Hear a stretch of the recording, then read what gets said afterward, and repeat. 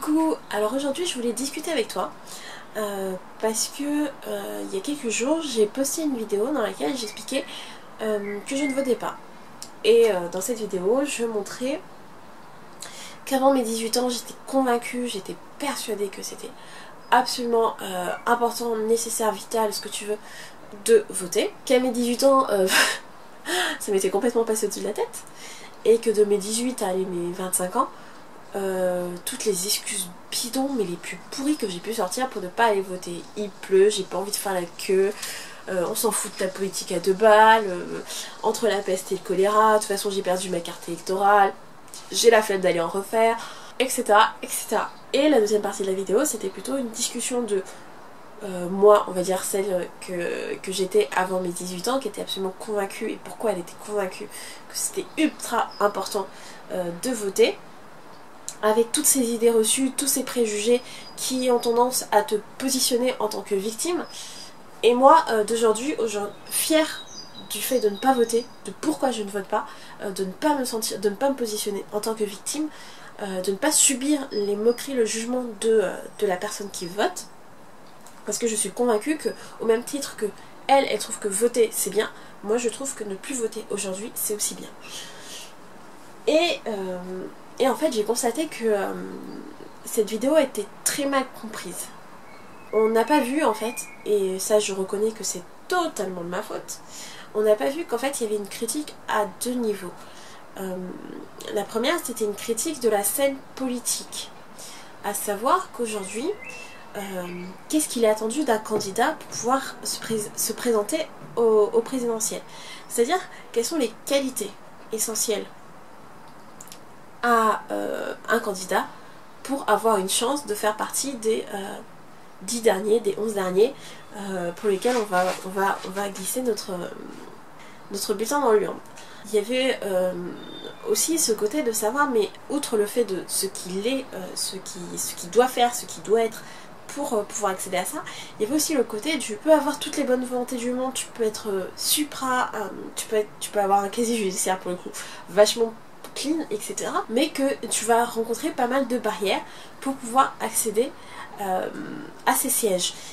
Et l'une des plus grosses difficultés est dans le fait d'obtenir les 500 signatures. J'entends bien que c'est pour que le fou sorti de l'asile d'à côté ne puisse pas se présenter. J'entends tout à fait ça. Mais c'est de se rendre compte qu'il y a aussi une magouille derrière ça. C'est qu'aujourd'hui il y a des élus qui ne peuvent pas vraiment signer pour les personnes en qui ils croient, pour des questions de tu comprends par la suite, moi j'ai pas envie de me voir imputée de ci, de ça, de pas pouvoir avancer quand je vais attendre ceci ou cela. Il y a une petite mafia derrière. Là il y a aussi la critique du comment et à quelle hauteur sont remboursés de nos poches une campagne présidentielle. Et surtout quand tu vois des fois le profil de certains candidats, tu te dis est-ce que clairement ils ont besoin d'être remboursés? Mais c'est pas grave. Il y a aussi la critique du ok, il a toutes les bonnes volontés du monde, il a un super programme, c'est top, etc. Mais est-ce que quand il élabore son truc, il a vraiment pleinement conscience du merdier qui l'attend en fait? Parce que je pense qu'il y en a beaucoup qui n'ont pas mesuré en fait l'ampleur des dégâts. C'est-à-dire que des fois tu vas visiter une maison, elle te paraît top, tu fais l'état des lieux, ça te paraît top. Un mois plus tard en fait tu vois qu'il y a tout qui s'effondre parce que on a remis une couche vite fait histoire de. Et que là tu te retrouves confronté à certains trucs qui font que peut-être que tu ne pourras pas mettre, ou ça va mettre plus de temps pour que tu puisses mettre en place ce que tu as décidé. Au final, qui va vraiment être décisionnaire, qui va pouvoir mettre en place ces choses-là, qui aura le dernier mot si jamais ça ne plaît pas à tout le monde? Est-ce que tu ne vas pas rencontrer certains freins? Est-ce que tu ne seras pas limité dans tes actions par X ou Y contre-pouvoir? Et il y a aussi ce questionnement du après. On t'a élu pour des choses, des fois tu planifies pour 25-50 ans, or ton mandat dure 5. Et même parfois tu établis des choses, et vous l'avez très bien souligné avec le problème du mariage gay, des droits des femmes, etc. En disant si Marine Le Pen passe, elle pourra bazarder tout ça.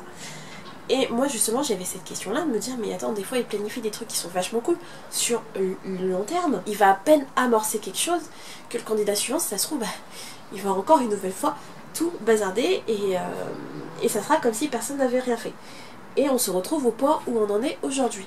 C'est-à-dire qu'aujourd'hui, le nucléaire, ça date pas d'aujourd'hui que ça pose problème, mais on en est toujours au même point. Les centrales ne sont toujours pas fermées, elles ne sont toujours pas sécurisées. On a tendance à croire que ça va faire comme chez Tchernobyl, ça va s'arrêter aux frontières de la France et ça n'ira pas impacter les autres pays si jamais ça pète. Il y avait aussi cette critique-là, et la critique aussi de savoir, mais finalement, est-ce que on a vraiment un réel pouvoir? Est-ce qu'on choisit réellement? C'est-à-dire que le candidat qui s'est présenté, est-ce qu'on a été l'élire aux primaires? Est-ce qu'on est sûr, est-ce qu'on a un moyen de contrôle, de vérifier que ce qu'il fait, ça ira toujours dans notre sens? Et ça a été démontré à plusieurs reprises que si un président ou un premier ministre a décidé de, et qu'importe qu'on descende dans les rues pour gueuler, qu'importe qu'on signe X pétitions, qu'importe ceci ou cela, mais s'ils ont décidé que, et qu'on n'est pas d'accord, bah c'est tant pis pour notre gueule, ils en ont rien à foutre. Il y a aussi ce cheminement-là, il y a aussi le cheminement de dire, mais il y en a, ils sont pas... Moi je suis convaincue que certains politiques, ils ne sont pas que des menteurs. Il y a eu des choses sur lesquelles ça leur tenait sûrement à cœur, mais qui n'ont pas pu mettre en place pour toutes ces différentes raisons. Donc là où il y a un problème, c'est plus que tant dans le candidat, dans le programme, et dans le fait que quelqu'un de totalement clean puisse se retrouver face à quelqu'un qui a un casier judiciaire aussi long qu'un cou de girafe. C'est aussi de se dire, mais en fait il y a quelque chose qui ne fonctionne pas déjà avant même qu'on mette les pièces. Ton échiquier il est pourri, il faut le changer. Et moi ma critique dans mon abstentionnisme, c'est qu'aujourd'hui je ne crois plus que c'est que la faute des personnages, c'est la faute de l'échiquier, c'est la faute du décor, c'est la faute du rouage, de ce qu'il alimente, que ça ne fonctionne plus, à tel point qu'aujourd'hui ce que je trouve qui fonctionne, c'est quand tu agis, quand tu réfléchis et quand tu vois comment toi et comment nous collectivement on fait les choses. Ça c'est quelque chose qui peut plus fonctionner que un politique tout seul. Il y avait aussi cette critique on n'a pas à attendre des politiques. Il y a beaucoup de choses, on n'a pas à attendre des politiques, je suis désolée, on n'a pas à attendre des politiques de nous inciter à consommer local, on n'a pas à attendre des politiques de moins gaspiller, on n'a pas à attendre des politiques de ne plus consommer de la merde, c'est-à-dire ne plus revoir son fournisseur d'électricité, revoir son fournisseur, sa marque de téléphone, revoir ce qu'on mange. Bref, il y a plein de pans de la vie où on ne devrait pas dépendre des politiques. Et même pire, ce devrait être les politiques qui devraient dépendre de nous. Ce n'est pas à toi, politique, de décider si on a le droit de se marier en tant qu'homosexuel, etc. C'est à nous, peuple, de te dire oui, on veut que les homosexuels se marient. Non, on ne veut pas que les homosexuels se marient. Et je pense que une fois que le peuple a décidé sur ces choses-là, le président suivant ne puisse pas y revenir tout de suite dessus, ou alors qu'on réfléchisse à comment, si jamais ça ne fonctionne pas, qu'est-ce qu'il doit faire. Mais pas déjà le prochain mandat, hop, il peut retirer ça. Ça, c'était les critiques de la scène politique actuelle. Il y avait aussi la critique du regard de la personne qui vote vis-à-vis de la personne qui ne vote pas. Ce côté à tout être ultra jugeant, à être rabaissant. Voilà, ce sont deux points de vue. Il n'y en a pas un qui est censé être meilleur qu'un autre. Tout dépend de son opinion, de ses convictions, etc. Tu nous prends en victime, tu nous maltraites un petit peu, mais on ne doit pas non plus se laisser faire.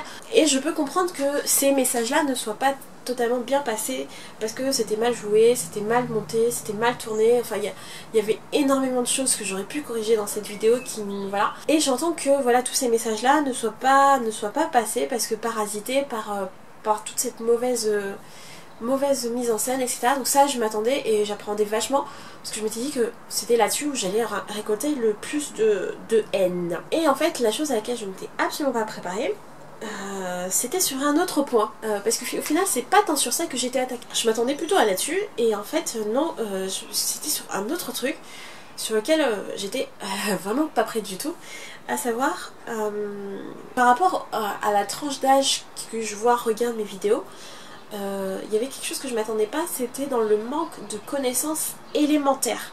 Alors, qu'on se détende, avant de mettre ton pouce rouge, de me haïr en commentaire, qu'est-ce que j'entends dans les connaissances élémentaires.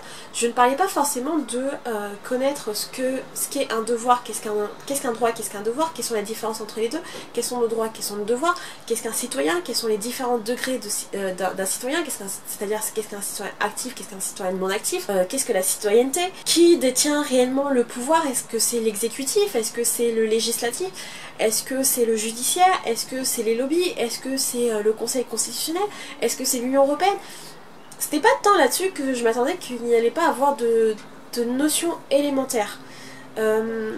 C'était plutôt dans le sens où il y avait un réel manque de savoir-être et de savoir-vivre dans le respect et la politesse de l'opinion d'autrui. Dans le devoir de me laisser m'exprimer et ne pas penser que ton opinion est supérieure à la mienne. Et ça là-dessus, j'étais pas prête. Parce que je me suis dit, ben voilà, ma communauté est quand même plus âgée, plus intelligente, ils savent vivre ensemble, il me semble. Donc je vais pas m'attendre à ce que ça soit un reflet total de la société que je rencontre tous les jours en sortant de chez moi. C'est-à-dire que si tu ne corresponds pas à une case, si tu ne rentres pas dans telle case, tu es la pire sourde-merde du monde, tu es un débile profond. Ça, je m'attendais pas. Ça, là-dessus, j'avoue, ça m'a... Ça là-dessus j'étais absolument pas prête. Et c'est bien parce que ce côté-là est le reflet total de la société qu'on rencontre dehors, sur laquelle on n'arrête pas de râler et de se plaindre, mais finalement bah, en fait on râle et on se plaint de nous-mêmes en fait. Puisque vous avez totalement reflété le fait que vu que je ne rentrais pas dans une case, dans une catégorie qui était définie, je suis la pire sous-merde du monde, aliénée, complètement débile, c'est-à-dire que je suis complètement débile, que je n'ai aucune idée, aucune opinion politique, que je n'y connais rien à la vie, parce que voilà, je ne vais pas voter. Qu'importe les explications qu'il y avait derrière, qu'importe les liens que je vous ai mis en description pour vous expliquer pourquoi je trouve que le système politique actuel est pourri. Pas que parce que les candidats, machin, etc. Non, il y avait aussi tout le marketing politique derrière, il y a aussi tout... Enfin, il y avait tout un tas de choses que je critiquais et que je n'avais pas conscience avant, mais que j'ai pris conscience sur les dernières années, là, pour qu'à 27 ans aujourd'hui, pour qu'aujourd'hui, à 27 ans, je sois...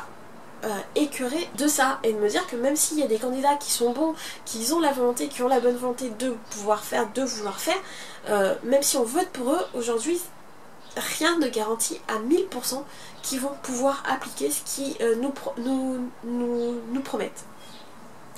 Et donc du coup moi je m'attendais pas du tout à avoir ce genre de haine. Et en fait c'est typiquement le cas de par exemple de la Saint-Valentin, où si tu fêtes pas la Saint-Valentin et que tu dis mais je comprends pas pourquoi les gens fêtent la Saint-Valentin le 14 février, tu te fais insulter de frustré.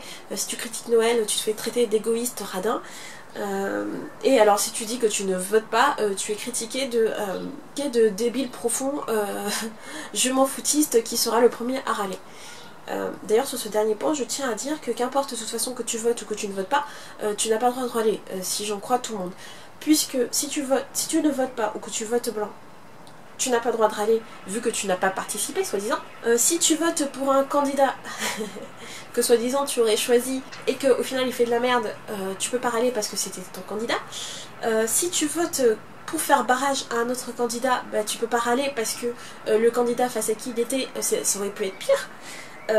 Tu peux pas râler non plus si le candidat qui est arrivé c'est pas le tien, parce qu'on va te traiter de mauvaise foi. J'ai envie de dire, à aucun moment en fait tu n'as le droit de râler si on suit ce raisonnement. Et de toute façon c'est ce qui se fait, hein, c'est ce que tout le monde fait. On t'empêchera tout le temps de râler parce que voilà. Et moi je distingue deux façons de râler, les gars. Râler, râler il fait beau, vas-y c'est chiant. Et le râler, il y a quelque chose qui ne fonctionne pas, voilà pourquoi ça ne fonctionne pas. J'ai réfléchi sur la question, voilà les points sur lesquels j'ai relevé, pourquoi ça ne peut pas fonctionner, pourquoi ça n'aboutira pas, et essayons de trouver une solution. Et non, à aucun moment on va chercher à se dire mais attends, elle a dit qu'elle s'abstient de voter, elle nous a montré pourquoi ceci machin, ok c'était mal fait, mais je vais voir dans la description, peut-être qu'elle va dire pourquoi, de quoi elle s'est inspirée pour en arriver à ce genre de constat. J'essaie de comprendre pourquoi elle en est arrivée à ce dégoût de ne plus croire, de plus miser sur nos actions humaines plutôt que nos actions politiques. Non, non, ça a été tout de suite, c'est de la merde. Et d'ailleurs, de ce point de vue-là, j'ai eu le scandale en disant bah attends, tout ce que tu es en train de dire là, que ça ne fonctionne pas, que ça va pas, il y a un candidat pour lequel, bah, en fait, il met aussi le doigt là-dessus. Et pourquoi lui, tu n'irais pas voter pour lui? D'ailleurs, lui, tu ne tapes pas sur les doigts, c'est bien que c'est le candidat parfait, etc. Et à ça, j'ai envie de répondre plusieurs choses. Déjà, première chose, pour qui je vote ou pour qui je ne vote pas, ne regarde personne. J'estime qu'en tant que personne qui s'expose sur internet, je n'ai pas à vous dire pour qui je vote. Ce n'est pas mon rôle. Ce n'est pas mon rôle de vous dire que je vote ceci, je vote cela, machin. Mon rôle, c'est de vous dire, il y a ça, il y a tel mouvement aussi, vous êtes au courant, les médias ne mettent pas assez l'accent sur une autre alternative, chose qui a été mise dans ma barre de description. Il y avait 2 alternatives au traditionnel candidat qu'on a actuellement. Il y avait d'autres alternatives qui n'ont pas été mises en avant et qui se sont retrouvées bloquées pour accéder à la présidence, alors que c'était des vrais mouvements citoyens, des vrais mouvements démocratiques. Mais bon, c'est pas grave, passons. Je n'ai pas à vous dire votez pour lui, pour ci, pour ça, parce que j'estime que c'est un peu comme la religion, c'est entre soi et soi-même, ses propres convictions, ses propres opinions, son propre combat, son histoire, voilà, c'est pas à moi de te dire, voilà. À la limite que tu en discutes avec tes parents, que tu en discutes avec tes amis pour comprendre leur point de vue, leur opinion, et peut-être pourquoi pas changer d'avis parce que tu n'avais pas vu les choses de cette façon-là, ok. Mais nous, en tant que personnes qui s'exposent sur internet, on a tendance à nous dire qu'on a tendance à influencer les gens à faire ceci ou cela. La preuve, ma vidéo où je vous explique pourquoi je ne vote pas, on m'a dit mais tu incites les gens à ne pas voter. Non, je l'ai pourtant bien dit à la fin de la vidéo, je n'incite personne à ne pas aller voter, chacun fait ce qu'il veut, comme il veut, il l'entend, mais par contre, qu'il ne le fasse pas en se disant absolument que dans tous les cas de figure, il va défendre une démocratie qui peut-être n'existe plus. Voilà, mais après tu fais ce que tu veux. C'est pas pourtant que je vais moins t'aimer parce que tu vas voter, que je vais plus t'aimer parce que tu votes pas. Bref. Donc déjà, il y a ça où j'estime que ce n'est pas à moi de vous dire pour qui je vote et de vous inciter dans ce sens-là. Ensuite, si il y a eu une critique pour Mélenchon, il y a eu une petite pique, sauf que je l'ai fait à la Mélenchon, c'est-à-dire que je l'ai fait intelligemment, je l'ai fait déguisé, et vous ne l'avez pas vu parce que vous n'avez pas... J'ai analysé ce qu'il dit par rapport à ce qu'il fait, comment il le fait, etc. Bref, il y avait plein de choses, il y avait des piques pour Mélenchon. Mais vous ne pouviez pas le voir. Et ça, je peux l'entendre parce que mon but n'était pas de vous dire ne votez pas pour Mélenchon. Donc c'était assez déguisé. Ensuite, là où je voulais mettre l'accent, c'est quand je dis ah oui, mais toi t'es écolo, forcément tu votes Mélenchon. Et que je réponds voilà, quoi? C'était pour mettre le doigt sur, à partir du moment où on te définit comme étant une certaine catégorie, étant une certaine case, étant d'un certain point, d'un certain milieu, on t'assimile automatiquement à tel ou tel parti politique, à tel ou tel partisan, à tel ou tel personnage politique. C'est-à-dire qu'aujourd'hui tu ne peux pas être noir, être une femme noire et voter FN. Non, si tu es une femme noire, tu dois forcément voter anti-FN. On va pas chercher à savoir pourquoi tu vas vouloir voter FN, parce que FN pour tout le monde, dans l'idée de tout le monde, ça veut que dire nazisme, ça veut que dire jeter les gens dehors, ça veut que dire certaines choses. Alors que peut-être que cette personne noire qui a l'intention de voter FN est peut-être d'accord avec l'idéologie du FN. Voilà, tous les points de vue peuvent être représentés. Ou peut-être que cette personne est dans une situation de tel ras-le-bol qu'elle pense que la dernière solution pour que les gens se réveillent un petit peu, c'est de passer par le FN. Enfin bref, il y a tellement de choses qui font que peut-être elle ira voter FN. Et moi, du fait que je sois une femme de votre point de vue écolo, je dois forcément voter pour les Verts, pour quelqu'un qui défend l'écologie, qu'importe si le programme économique est pourri, qu'importe si le programme, qu'importe le reste, moi mon credo c'est l'écologie, je dois me rester focus que sur l'écologie. Alors que non, moi je pense que vous me connaissez suffisamment de par mes vidéos, j'ai plutôt une dimension un peu de prendre le recul et de voir la chose dans son ensemble. C'est-à-dire qu'on ne peut pas agir que sur l'écologie si on n'agit pas sur d'autres pans à côté. que si on lutte pas, on aura beau mettre l'accent sur un programme écologique propre, ça ne marchera pas. Donc moi j'ai plutôt cette dimension-là de prendre le recul. Alors oui, j'entends bien que Mélenchon compte s'attaquer aux problèmes européens.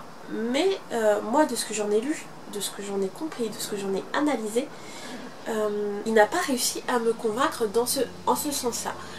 Il y a un autre candidat qui a réussi à me convaincre en ce sens-là, mais il y a d'autres choses sur lesquelles voilà, je ne suis pas d'accord. Ce qui fait qu'au final, j'ai pas trouvé de candidat qui représente totalement ce vers quoi j'ai envie au moins de tendre le plus possible.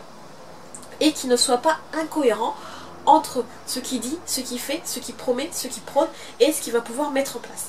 Et ça, aujourd'hui, je ne l'ai pas trouvé. Et ça, vous avez eu beaucoup de mal à l'assimiler. Vous êtes resté bloqué sur le fait que je ne veux pas voter parce que je m'en fous, je laisse les autres choisir pour moi, alors que pas du tout.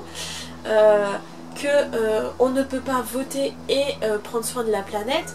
Non, c'était pas ça. Donc voilà, je n'ai pas trouvé de choses qui pouvaient m'aider à pouvoir croire qu'un candidat y arrivera mieux qu'un autre. Et surtout, moi ce que j'avais envie de vous dire, c'est que au final, qu'on vote ou qu'on ne vote pas, il n'y a pas de bonne réponse. C'est-à-dire que tu n'es pas meilleur parce que tu votes et tu n'es pas meilleur parce que tu ne votes pas. C'est-à-dire que si aujourd'hui tu votes et que tu es convaincu que voter, ça fait quelque chose, ça a son impact, ça a son pouvoir, que ça va réellement changer les choses, ok, bah vote. Moi franchement, je peux rien dire. Vas-y, vote. Mais par contre, si tu es persuadé que voter aujourd'hui ça ne sert à rien, parce que le système est bloqué, que ça fait trop longtemps qu'on essaye par ce moyen-là et que ça ne marche pas, qu'il est temps peut-être de revoir les choses, de s'unir ensemble pour travailler, et que tu as plus la conviction que dans ta façon de consommer, les gens que tu fréquentes, là où tu vas travailler, pour qui tu travailles, à qui tu donnes ton argent, etc., ça a beaucoup plus d'impact que voter. Je l'entends aussi. Mais par contre, la seule chose sur laquelle je n'entends pas, c'est quand tu me dis je vais voter par dépit. Et ça, je trouve ça absolument triste, parce que là, du coup, non seulement tu ne t'exprimes pas, mais en plus tu n'y crois pas, et en plus tu ne choisis pas. Donc là, vraiment, pour moi, tu étais vraiment dans une vraie position de victime, et pour le coup, si tu croyais à un semblant de démocratie, avec ça, tu me démontres que, en effet, non, il n'y en a pas du tout. Tu ne fais que subir. Et moi, je trouve ça absolument hallucinant que dans notre système actuel, le fait que les gens votent blanc ou s'abstiennent de voter n'ait pas d'impact. Ça ne véhicule aucun message pour les médias. Ça, j'en ai totalement conscience. Mais moi, je le vois aussi autrement. Je me dis que, d'un point de vue de notre politique nationale ou internationale, franchement, qui n'a pas envie de se foutre de la gueule du mec qui a été élu avec 2 votants, qui a envie d'accorder du crédit à quelqu'un qui a été élu avec 10 votants, je ne sais pas. Même d'un point de vue international, imaginez l'image que ça donne. Attends, on va commercer avec le Gus dont le peuple ne croit absolument pas parce qu'ils n'ont pas voté pour lui. À la limite, tu me diras, mais si, quand tu votes contre quelqu'un, dans les statistiques, bah du coup on voit que lui a été vachement appuyé. Oui, dans les statistiques ça donne cette impression, mais alors que dans les faits, réellement, tu n'as pas voté pour lui parce qu'il t'a convaincu, parce que tu es d'accord avec lui, mais juste parce que tu voulais pas l'autre qui avait en face. Quoi qu'il en soit, dimanche, que tu ailles voter, que tu n'ailles pas voter, que tu votes blanc, que tu votes à gauche, à droite, à l'extrême gauche, que machin, que ceci, et dans tous les cas, moi je suis convaincue que un peuple a le gouvernement qu'il mérite. Sur ce, je te souhaite bonne chance.